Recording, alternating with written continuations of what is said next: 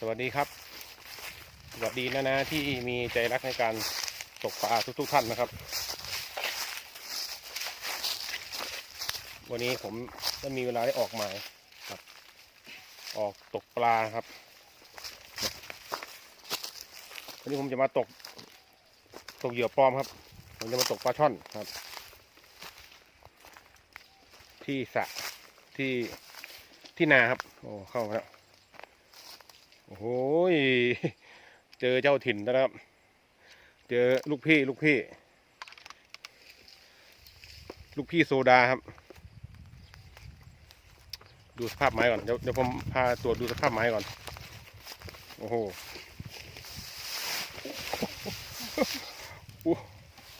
หลุมกล้วยโอ้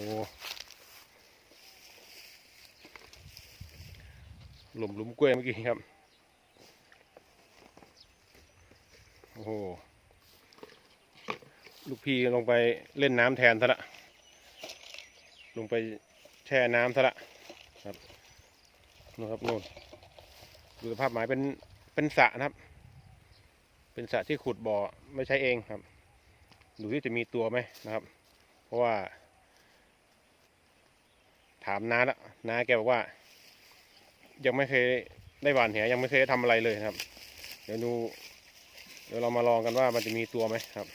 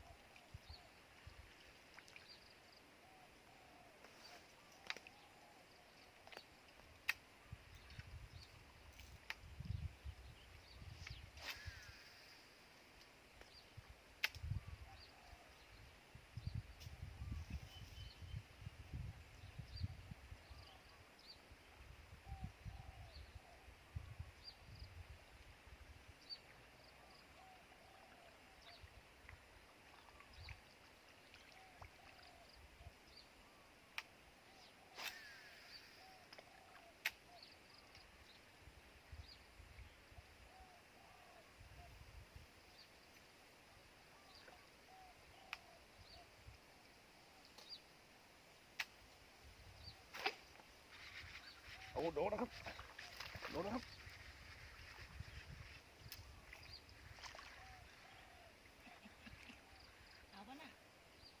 โอ้โหโดน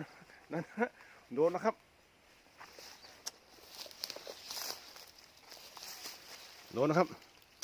แต่มันน้อยไปหน่อยเเดี๋ยวเก็บแต้มก่อนแล้วครับ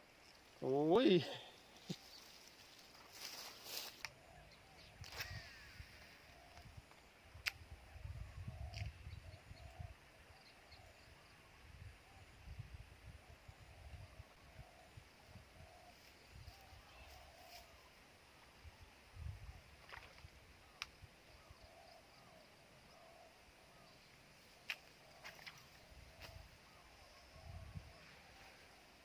นะ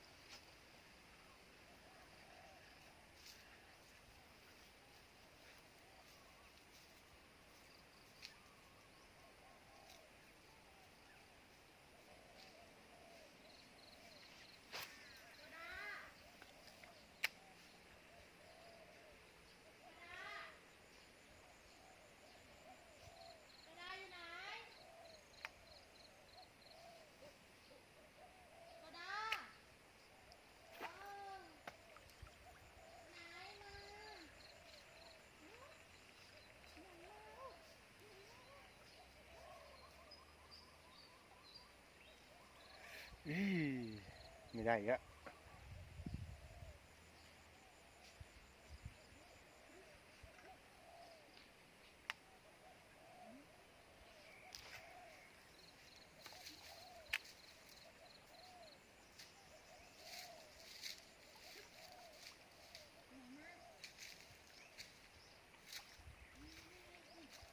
นะครับนั่นนะก็ได้มา ตัวเดียวนะครับ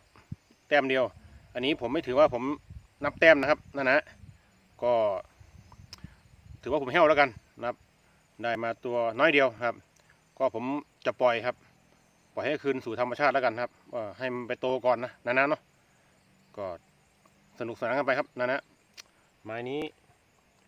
ปลาค่อนข้างเขี้ยวครับผมว่านะมีแต่ไซส์ประมาณนี้ที่มันกัดเบ็ดนะครับแต่มันก็ตัวนี้ก็กัดติดขึ้นมาครับเดี๋ยววันหลังแล้วกันเดี๋ยววันหน้านะครับวันหน้าเดี๋ยวผมจะเล่นหนอนลองดูครับวันนี้ผมไม่ได้เตรียมหนอนมาครับก็ถือว่าแห้วครับนานะก็ฝากกดไลค์ฝากซับสไครต์ฝากแชร์ด้วยนะครับถ้าชอบวิดีโอนี้ครับผมก็คลิปวิดีโอนี้ก็พอแต่เพียงเท่านี้นะครับนานะเจอกันใหม่คลิปหน้าครับสวัสดีครับไป